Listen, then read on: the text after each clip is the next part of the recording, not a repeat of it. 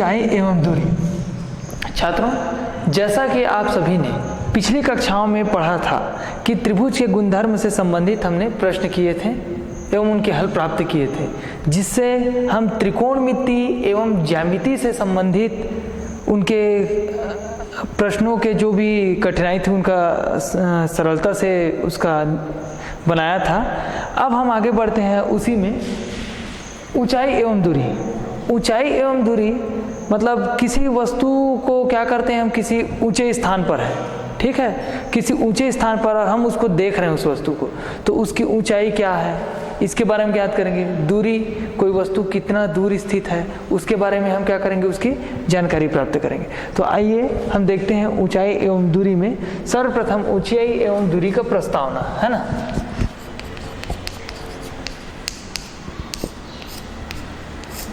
इसके प्रस्तावना में आएगा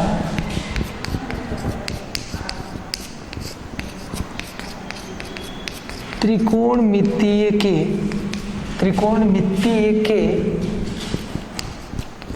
व्यावहारिक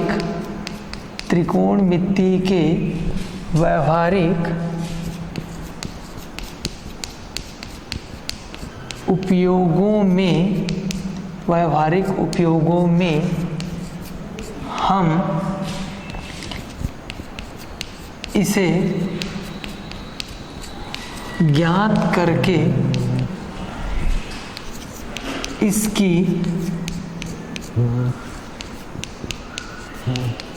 ऊंचाई एवं दूरी का मापन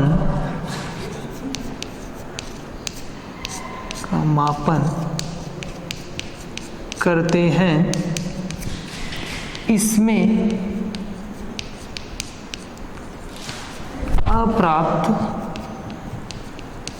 अप्राप्त एवं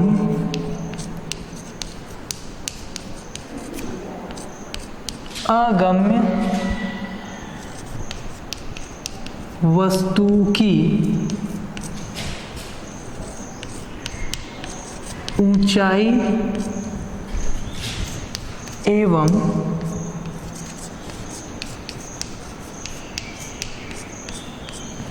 दूरियों का मापन, ऊंचाई एवं दूरियों का मापन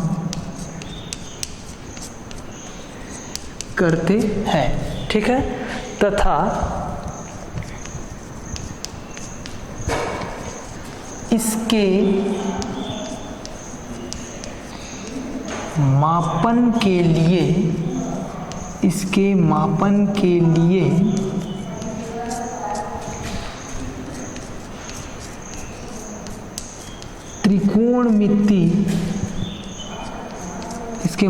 लिए त्रिकोणमिति एवं ज्यामिति के आधार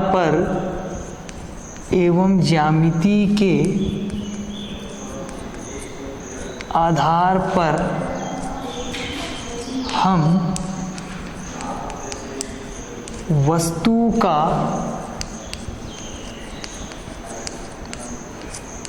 मापन करते हैं। ज्यामिति के आधार पर हम वस्तु का मापन करते हैं। इसमें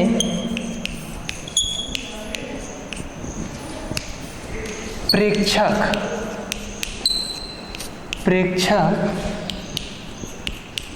तथा वस्तु के बीच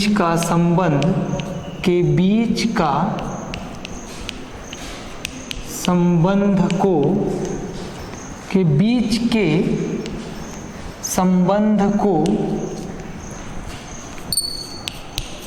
कोणों के आधार पर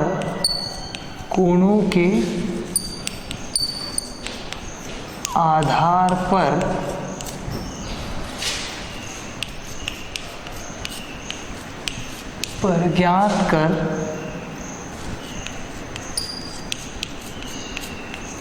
सकते हैं, ठीक है। इसमें क्या होता है, कोणों के आधार पर ज्ञात कर सकते हैं तथा इसकी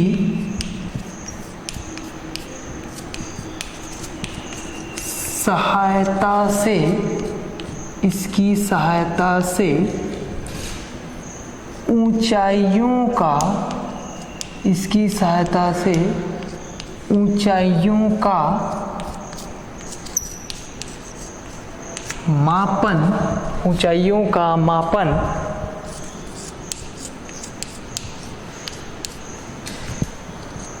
मापन करते हैं। ठीक है, देखो इसमें ऊंचाई एवं दूरी में क्या होता है, त्रिकोणमिति के व्यवहारिक उपयोगों में हम इसे ज्ञात करके इसकी ऊंचाई एवं दूरी का मापन करते हैं। ठीक है, मतलब क्या होता है, हमारे पास त्रिकोणमिति के व्यवहारिक उपयोग अर्थात त्रिकोणमिति से संबंधित प्रश्न है, उनको हम क्या करेंगे, इसके मतलब ऊंचाई एवं दूरी को हम त्रिकोणमिति की सहायता से मापते हैं। उससे हम क्या करते हैं, किसी वस्तु की ऊंचाई एवं दूरी का मापन करते हैं। इसमें अप्राप्त एवं अगम्य वस्तु की ऊंचाई एवं दूरियों का मापन करते हैं। अप्राप्त मतलब वह होते हैं जिसको हम क्या कर सकते हैं, जो इतना ऊंचा है कि हम उसको प्राप्त नहीं कर सकते, वहाँ तक के पहुँचना हमारे लिए मुमकिन नहीं है। ठीक है, वहाँ तक के लिए पहुँचना हमारे लिए क्या है, मुमकिन नहीं है। ठीक, तथा मतलब वैसी वस्तुओं का हम क्या करते हैं, मापन, कि हम जहाँ तक के उस वस्तु तक के नहीं पहुँच सकते, तथा इसके मापन के लिए त्रिकोणमिति एवं ज्यामिति के आधार पर हम वस्तु का मापन करते हैं। अब जिसको माप नहीं सकते हैं, वहाँ तक पहुँच नहीं सकते, तो उसके लिए हम क्या करते हैं, त्रिकोणमिति का आधार लेकर हम उसका क्या करते हैं, मापन करते हैं।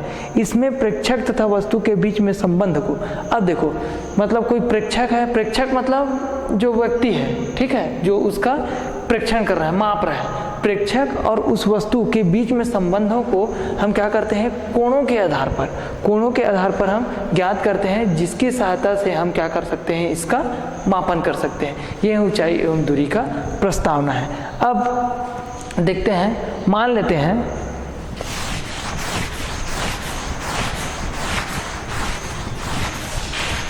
जैसे मापन किस प्रकार के करते हैं उसको देखते हैं। जैसे मान लेते हैं यहाँ पर क्या है, एक वस्तु है, ठीक है, एक वस्तु A है, इसको नाम दे दिए हम, क्या दे दिए, ये बिंदु जो है वो क्या है, वस्तु है, एक वस्तु है। अब क्या होगा, ये वस्तु कहाँ स्थित है, ये वस्तु है और हमारा प्रेक्षक जो है वो यहाँ पर स्थित है। ठीक है, ये हो गया, इसको नाम दे देते C, ये हो गया हमारा क्या, प्रेक्षक। अब ये वस्तु है वो कहाँ पर स्थित है, यहाँ पर स्थित है। ठीक है, अब ये देखो यहाँ तक स्थित है, इसको हम क्या करते हैं, त्रिकोणमितीय आधार बनाने के लिए हम इसको क्या करना पड़ेगा, इन दोनों रेखाओं के बीच का मतलब यहाँ से यहाँ तक का हमको क्या निकालना पड़ेगा, डिस्टेंस निकालना पड़ेगा। उसके लिए हम क्या करते हैं, मान लेते हैं ये क्या है, ये प्रेक्षक का मतलब सतह है। ठीक है, ये प्रेक्षक का समतल में जो सतह है। अब क्या करते हैं, इससे इसको मिला देते हैं, इसको नाम दे देते हैं B का। ठीक है, अब ये क्या बन गया, समकोण त्रिभुज बन गया, जिसका मान है 90 अंश। ये हुआ वस्तु, ये हुआ प्रेक्षक, ये हुआ इसका ऊंचाई, ये क्या हुआ, इसका समतल से ऊंचाई जो h है। ठीक है, इसको नाम दे देते हैं समतल से ऊंचाई h। और ये हो गया बिंदु B से बिंदु C का दूरी, दूरी को हम किससे प्रदर्शित करते हैं, D से। ये क्या हो गया, इसका दूरी है। तब इसका मापन किस प्रकार से करेंगे इसको हम देखते हैं। ठीक है, माना कि एक वस्तु A पर स्थित है, माना कि एक वस्तु A पर स्थित है तथा इसकी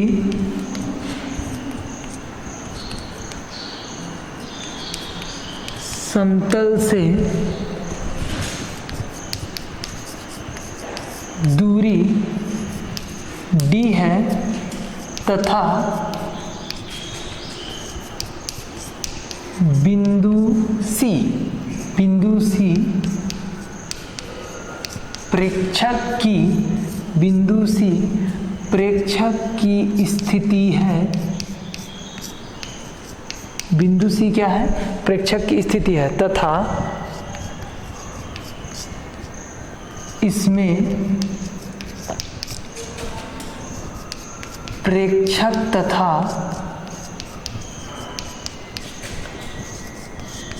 वस्तु पर बनने वाला कोण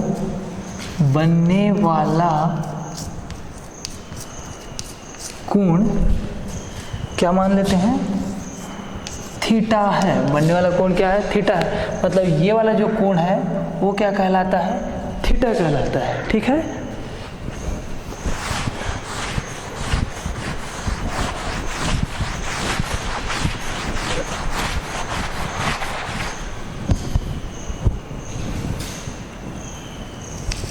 अब देखो यहाँ पर क्या माने हैं, ए को हम वस्तु माने हैं, सी प्रेक्षक है जो इसका मापन कर रहा है, तथा बी क्या है, उसका दूरी है जहाँ से वो क्या है, वस्तु को हम क्या करते हैं, वस्तु की ऊंचाई है, तथा एच वस्तु की सतह से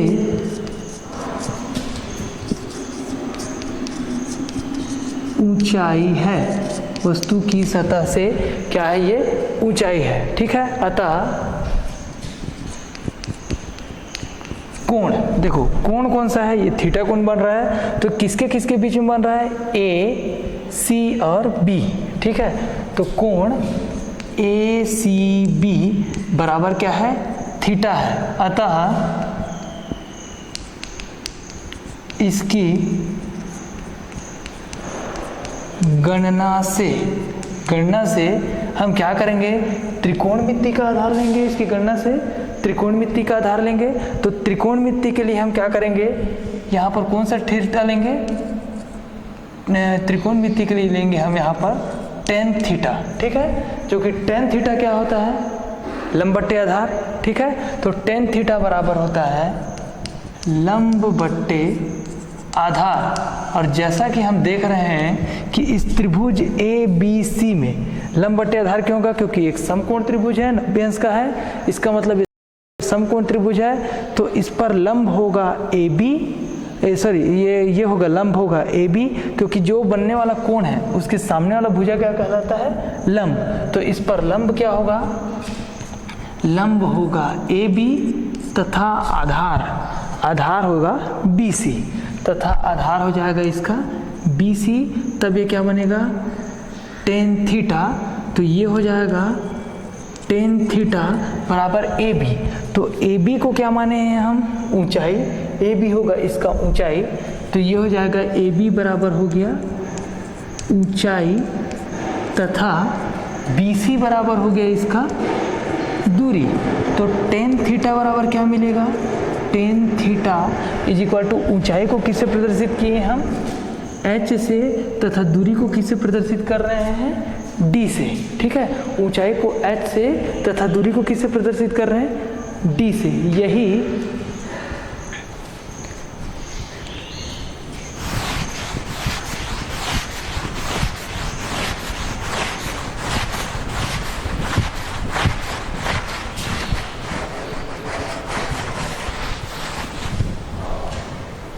अब देखो हमको क्या क्या प्राप्त हो गया, थीटा एच डी। यही थीटा एच तथा डी में संबंध है। ठीक है, थीटा एच तथा डी में संबंध है यह, तथा इसमें अज्ञात राशि होने पर, अज्ञात राशि होने पर तीसरे की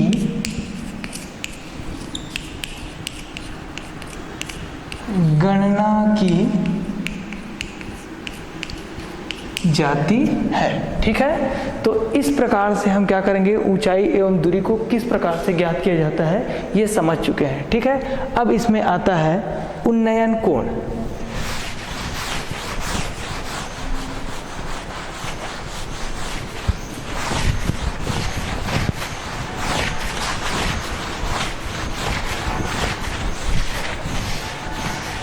तो ये हम देखें ऊंचाई एवं दूरी में थीटा मतलब कोण,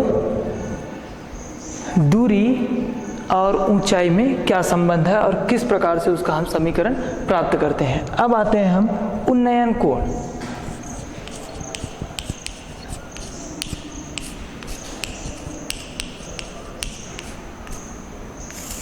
उन्नयन कोण, ठीक है, तो उन्नयन कोण होगा जब कोई वस्तु, है ना, उन्नयन कोण क्या होगा, जब कोई वस्तु प्रेक्षक की आंख से होकर जाने वाले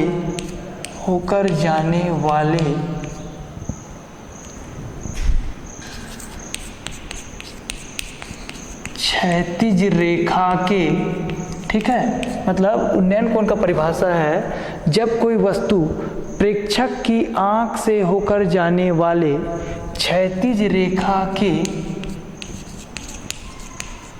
ऊपर की ओर, क्षैतिज रेखा के ऊपर की ओर स्थित होता है, क्षैतिज रेखा से ऊपर की ओर स्थित होता है। अर्थात जब कोई वस्तु, ठीक है, जब कोई वस्तु, ठीक, प्रेक्षक की आंख से होकर जाने वाले, प्रेक्षक की आंख से होकर जाने वाले क्षैतिज रेखा के ऊपर की ओर स्थित होता है, तो वस्तु तथा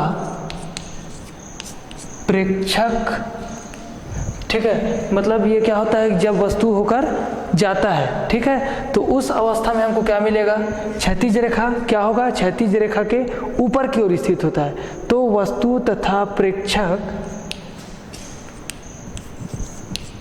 को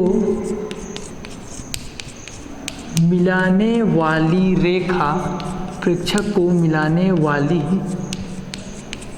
रेखा, ठीक है, क्षैतिज के साथ जो कोण बनाती है, जो कोण बनाती है वह कोण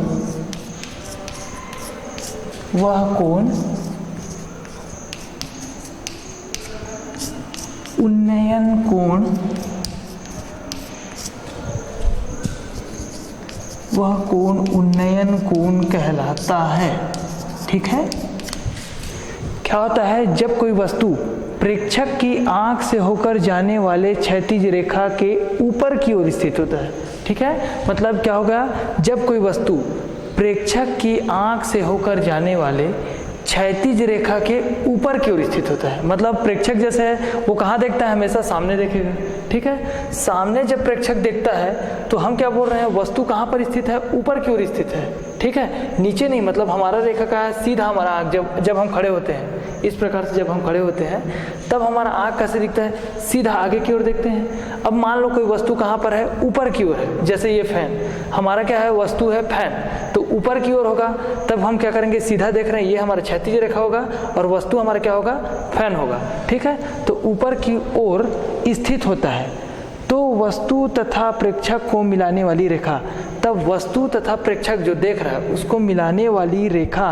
क्षैतिज के साथ जो कोण बनती है, मतलब ये फैन और मेरे आँख के बीच में क्षैतिज रेखा के कारण जो कोण बनता है उसको क्या कहते हैं, वही कोण उन्नयन कोण कहलाता है। जैसे एग्जाम्पल देखते हैं, मान लो यहाँ पर क्या है, कोई मान लो ये व्यक्ति का क्या है, नेत्र है। ठीक है, अब व्यक्ति कहाँ करेगा, सीधा देखेगा आगे की ओर, ये हो गया उसका अक्ष हो गया। ठीक है, ये उसका क्षैतिज रेखा है, व्यक्ति क्या कर रहा है, सामने की ओर सीधा देख रहा है। अब क्या होगा, कोई वस्तु है वो कहाँ पर स्थित है, क्षैतिज रेखा की, जैसा कि इसमें कहा जा रहा है कि जब कोई वस्तु प्रेक्षक की आंख से होकर जाने वाली क्षैतिज रेखा, ये प्रेक्षक की आंख से होकर जाने वाली क्षैतिज रेखा है कि ऊपर की ओर स्थित होता है। ऊपर की ओर स्थित है मतलब मान के चलो ये ऊपर है। ठीक है, नीचे ये हुआ तो ये ऊपर की ओर स्थित है। ठीक है, ऊपर की ओर स्थित है तो वस्तु के प्रेक्षक को मिलाने वाली रेखा क्षैतिज के साथ जो कोण बनाती, तो ये वस्तु है, तो वस्तु और व्यक्ति का आंख, प्रेक्षक के आंख, इसके बीच में जो कोण बनता है, ठीक है, यही कोण क्या कहलाता है, उन्नयन कोण कहलाता है। ठीक है, मतलब ये क्या हो गया, ये वस्तु है, मान लो ए हो गया, ये हो गया प्रेक्षक बी हो गया, और इसको मान लेते हैं हम सी। तो ये वस्तु है और ये क्या होगा, प्रेक्षक की क्षैतिज रेखा है, आंख की क्षैतिज रेखा, इसके बीच में क्या बनता है, जो कोण बनता है, यही कोण क्या कहलाता है, उन्नयन कोण कहलाता है। ठीक है, स्पष्ट है। तो ये क्या हो जाएगा, यही कोण क्या कहलाता है, उन्नयन कोण। जब क्या होता है, जब कोई वस्तु प्रेक्षक की आंख से होकर जाने वाली क्षैतिज रेखा के ऊपर की ओर, मतलब क्या होगा, जब प्रेक्षक की क्षैतिज रेखा उससे ऊपर की ओर जब कोई वस्तु स्थित होता है, तो उस वस्तु और प्रेक्षक की क्षैतिज रेखा के बीच जो कोण बनता है, वही कोण क्या कहलाता है, उन्नयन कोण कहलाता है। ठीक है, इसको नोट कर लीजिए।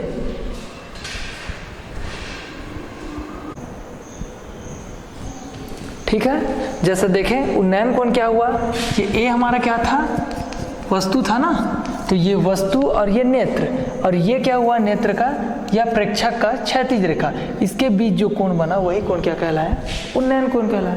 इसी प्रकार क्या होगा, अवनमन कोण देखते हैं। ठीक है,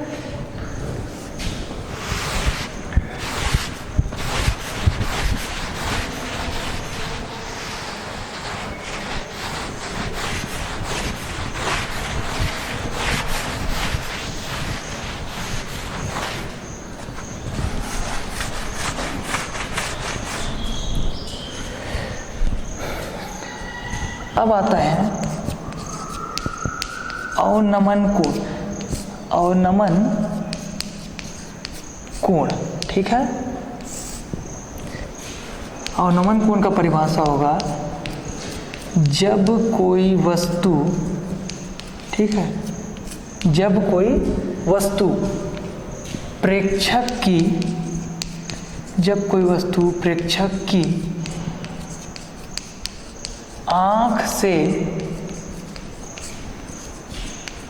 जब कोई वस्तु प्रेक्षक की आंख से होकर जाने वाले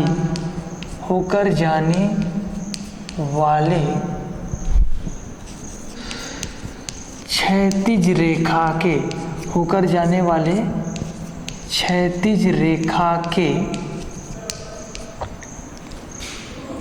नीचे की ओर, उन्नयन में क्या होता था, वस्तु कहाँ स्थित होता था, ऊपर की ओर स्थित होता था। ठीक है, उन्नयन में क्या होता था, वस्तु ऊपर की ओर स्थित होता था, और अवनमन में क्या होगा, अब जो प्रेक्षक है उसके आंख जो सीधा देखता है उससे वस्तु क्या है, नीचे की ओर स्थित है। ठीक है, जब कोई वस्तु प्रेक्षक की आंख से होकर जाने वाले क्षैतिज रेखा के नीचे की ओर, क्षैतिज रेखा के नीचे की ओर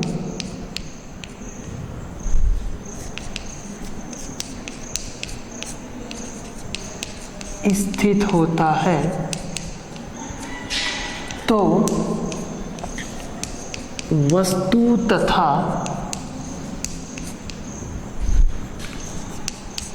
प्रेक्षक के बीच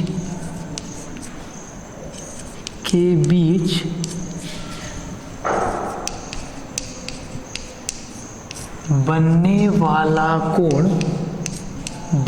वाला कोण, ठीक है, मतलब क्या होगा, जब कोई वस्तु प्रेक्षक की आंख से होकर जाने वाले क्षैतिज रेखा के नीचे की ओर स्थित होता है, तो वस्तु तथा प्रेक्षक के बीच बनने वाला कोण क्या कहलाता है, अवनमन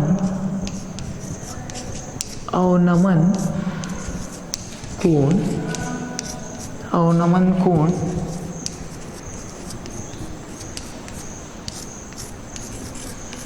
कहलाता है। ठीक है, अब जैसा कि मैं बताया था, उन्नयन में क्या होता था, व्यक्ति है, प्रेक्षक मतलब व्यक्ति है ना, व्यक्ति जैसे खड़ा है, ठीक है, मतलब व्यक्ति मतलब प्रेक्षक मतलब व्यक्ति हुआ, व्यक्ति खड़ा है, अब वो देखेगा कहाँ, सीधे सामने की ओर देखेगा, मतलब अपने क्षैतिज रेखा में सीधे सामने की ओर।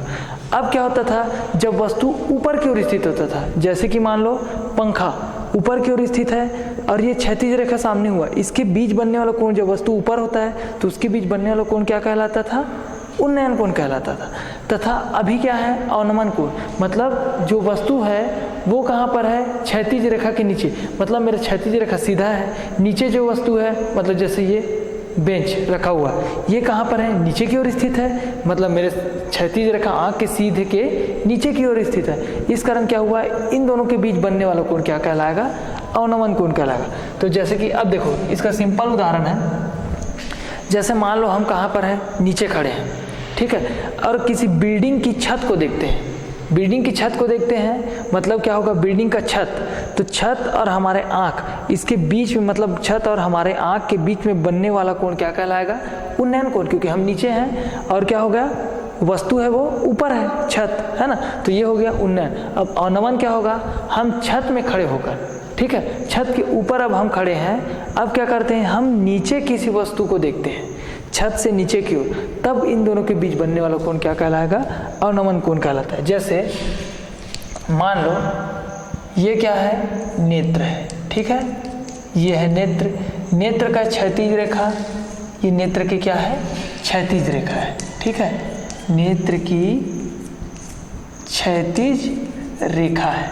अब क्या होगा, अब क्या होगा, मान लो वस्तु क्या बोले हम, क्षैतिज रेखा, प्रश्न मतलब जैसे ये बोल रहा है, जब कोई वस्तु प्रेक्षक की आंख से होकर जाने वाले क्षैतिज रेखा, आंख से होकर जा रहा है, क्षैतिज रेखा के नीचे की ओर स्थित है, नीचे मतलब वस्तु मान लो यहाँ पर स्थित है, ठीक है, नीचे की ओर स्थित है, तो वस्तु तथा प्रेक्षक के बीच बनने वाला कोण, तो वस्तु तथा प्रेक्षक के आंख के बीच बनने वाला कोण, ये जो कोण बनेगा, ठीक है, इसके बीच बनने वाला कोण अवनमन कोण कहलाता है। मतलब ये वाला कोण क्या कहलाएगा, अवनमन, अवनमन कोण कहलाएगा।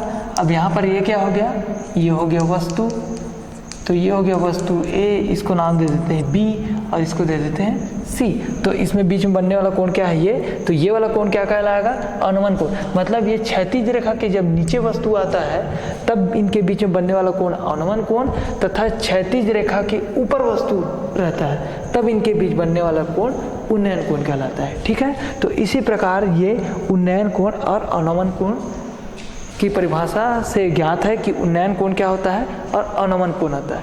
अब इससे संबंधित हम प्रश्न देखते हैं।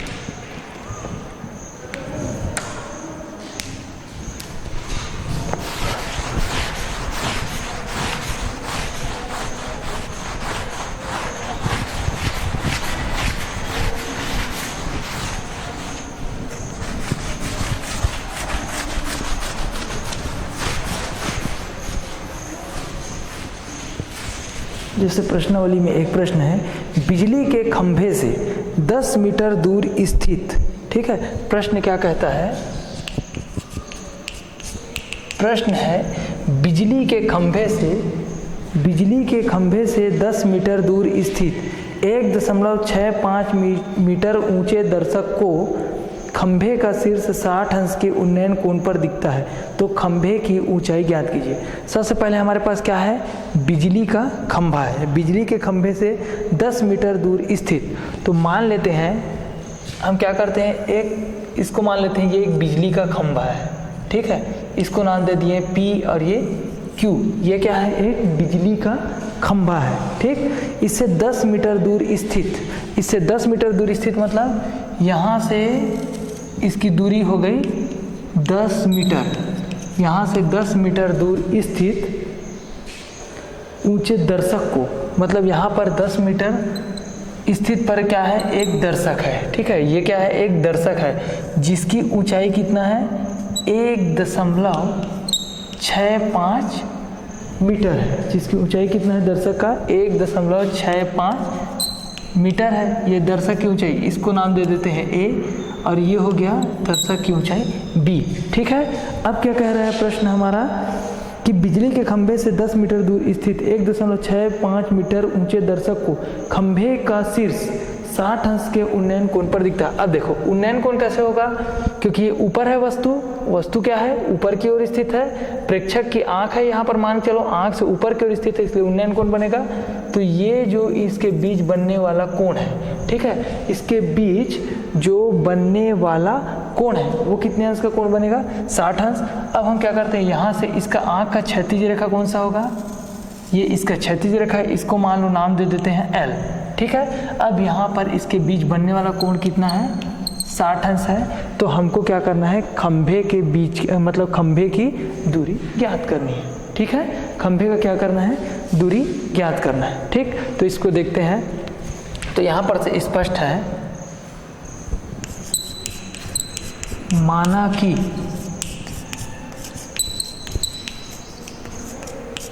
खंभे की ऊंचाई है, ठीक है। माना कि ये क्या है, हमारे पास एक खंभा है, ठीक। अब ये क्या है, नेत्र की क्षैतिज रेखा है, ठीक है। माना कि खंभे की ऊंचाई है, ठीक है, खंभे की ऊंचाई PQ है, ठीक है, तथा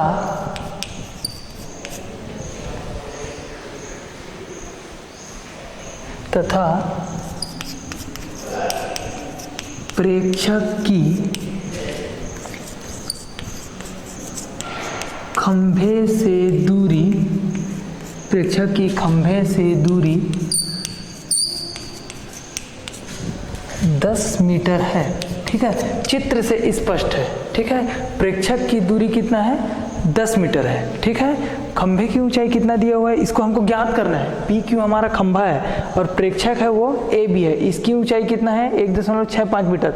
लेकिन खंभे की ऊंचाई हमारे पास ज्ञात नहीं है, हमको क्या करना है, खंभे की ऊंचाई ज्ञात करना है। तथा ये प्रेक्षक की आंख से इसके सिरे के सबसे ऊपर, खंभे के ऊपर सिरे के बीच बनने वाला उन्नयन कोण कितने अंश का है, 60 अंश का इसका उन्नयन कोण दिया हुआ है। तब हमको क्या करना है, इसके खंभे की लंबाई हमको ज्ञात करना है। तो माना कि खंभे की ऊंचाई कितना है, PQ है, तथा प्रेक्षक की खंभे से दूरी 10 मीटर है। इन दोनों का डिस्टेंस कितना हुआ है, 10 मीटर हमको प्रेक्षक की ऊंचाई दिया हुआ है, ठीक है।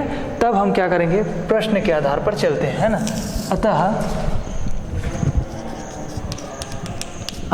PQ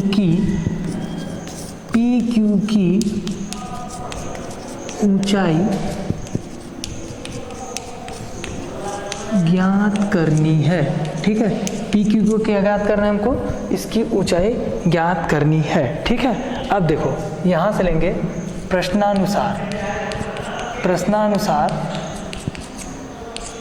क्या हुआ, यहाँ पर उन्नयन कोण है वो कितने अंश का कोण है, 60 अंश का। तो ये वाला कोण क्या होगा, उन्नयन कोण है, तो ये हुआ उन्नयन कोण जो कि कितने अंश का है, 60 अंश का है। तो अब हम निकालेंगे प्रश्नानुसार कोण PAL, ठीक है। कोण PAL बराबर कितना दिया हुआ है, 60 अंश। कोण PAL बराबर कितने हुआ है, 60 अंश दिया है। तथा प्रेक्षक से खंभे की दूरी क्या हुआ, प्रेक्षक से खंभे की दूरी A से L, ये भी कितना है, क्योंकि देखो यहाँ से B से Q बराबर 10 मीटर है, तो प्रेक्षक से खंभे तक की दूरी कितना हुआ, प्रेक्षक से खंभे की दूरी कितना दिया हुआ है, ALL, खंभे की दूरी AL है, ठीक है। तो यहाँ पर क्या होगा, AL और BQ दोनों कैसे होंगे, आपस में बराबर होंगे। इसकी दूरी कितना दिया हुआ है प्रश्नानुसार, 10 मीटर, ठीक है। AL तथा उसकी दूरी 10 मीटर दिया हुआ है। अतः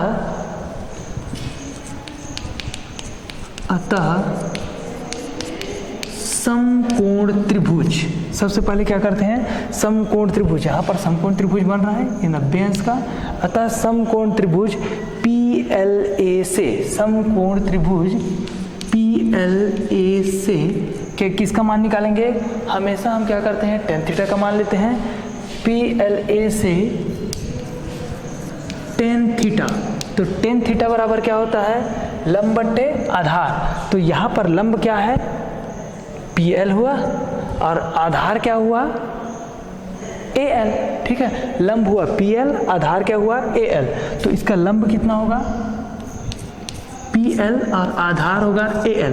PL इसका लंब क्यों हुआ? क्योंकि ये वाला जो कोण बन रहा है, तो कोण के सामने समकोण त्रिभुज में, ठीक है, समकोण त्रिभुज में जो कोण बनता है उसके सामने वाला भुजा क्या होता है? लंब होता है। और लंब के सामने लंबी भुजा वो होता है कर्ण होता है, तथा जो शेष बच गया वो वाला भुजा क्या कहलाता है? आधार कहलाता है। तो उसी प्रकार टेन थीटा बराबर PL अपॉन AL। अब टेन थीटा का मान दिया है, थीटा का मान कितना है? 60 अंश है। तो ये हो जाएगा 1060 इज इक्वल टू PL। ठीक है, PL का मान कितना है? P से L का दूरी हमको ज्ञात नहीं है, ज्ञात करना है। तो ये हो जाएगा PL। अब AL का मान कितना दिया हुआ है? 10 मीटर दिया हुआ है प्रश्न के आधार पर। तो AL बराबर कितना हो जाएगा? 10 मीटर। ठीक है,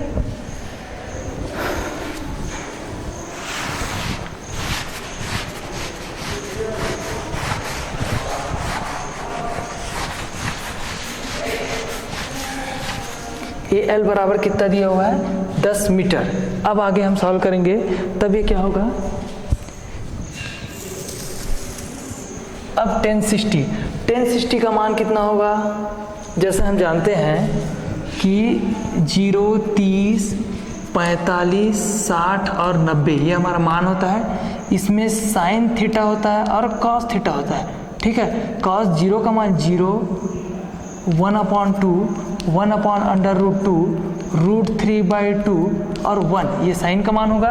तो कॉस का जस्ट उल्टा होगा, तो ये हो जाता है 1/√3/2, 1/√2, इसका मान होगा 1/2, इसका मान 0 होता है। तब 10 का मान क्या होता है? 10 थीटा का मान मतलब sine theta upon cos theta, इसका मान क्या होता है? 10 थीटा होता है ना। तो यहाँ पर हमको किसका मान निकालना है? 1060। तो 60 वाले को देखो, sine theta upon cos theta. Sine theta में कितना है? √3/2, अपॉन में कितना है? 1/2। तो इसका हम गुना करेंगे तो ये क्या बन जाएगा? √3/2 इंटू 2/1, 2 कैंसल, तो 60 का मान कितना आएगा? √3 मिला। तो उसी प्रकार से हम मान निकाल लेंगे। तो 1060 का मान कितना हो जाएगा? 1060 का मान मिलेगा √3। ठीक है, 1060 का मान हो जाएगा √3 is equal to PL upon कितना है? 10 मिला है।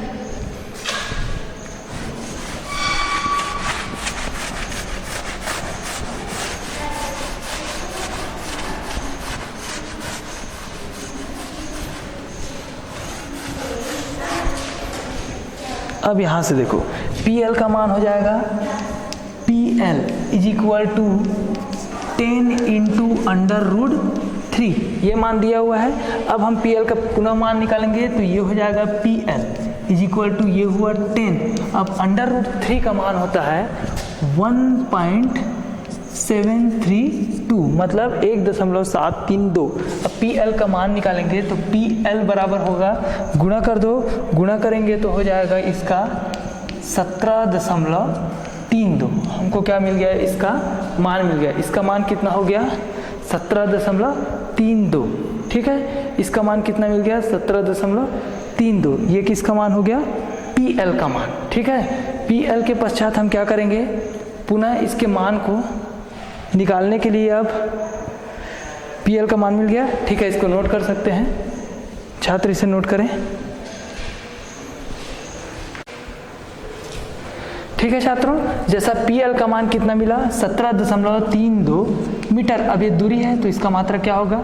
मीटर। अब हमको किसका मान मिल चुका है? P और L। ये P है और ये क्या है? L। यहाँ तक का मान कितना मिल गया हमको? 17.32। अब हमको क्या करना है? खंभे 17.32 मीटर मिल चुका है, हमको खंभे का क्या ऊंचाई निकालना है। अतः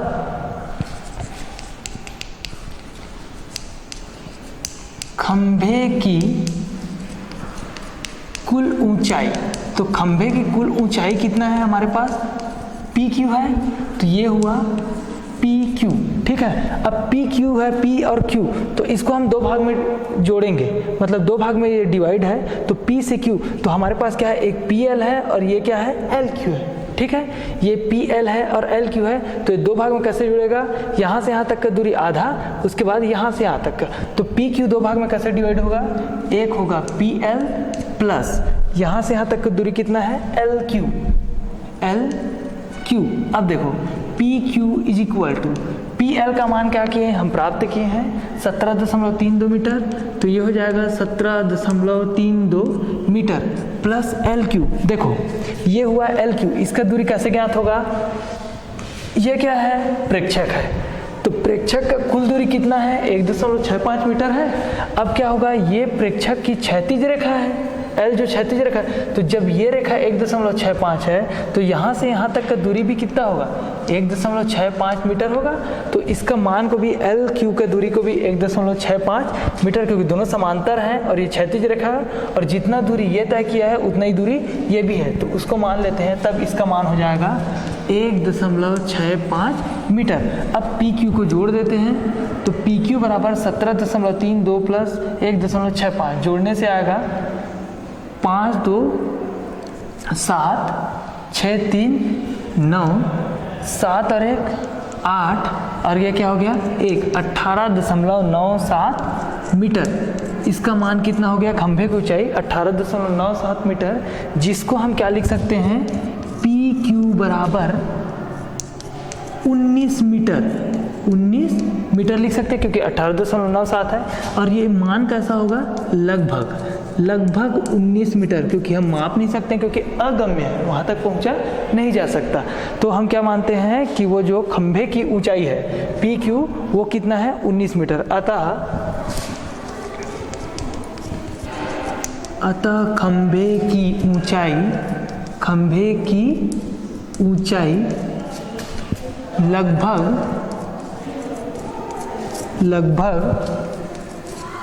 19 मीटर है। ठीक है, तो इस प्रकार से हमारा ये प्रश्न पूर्ण हुआ। तो ये देखे हैं हम उन्नयन कोण। अब अगली कक्षाओं में छात्रों हम अवनमन से संबंधित प्रश्नों के हल करेंगे। ठीक है, धन्यवाद।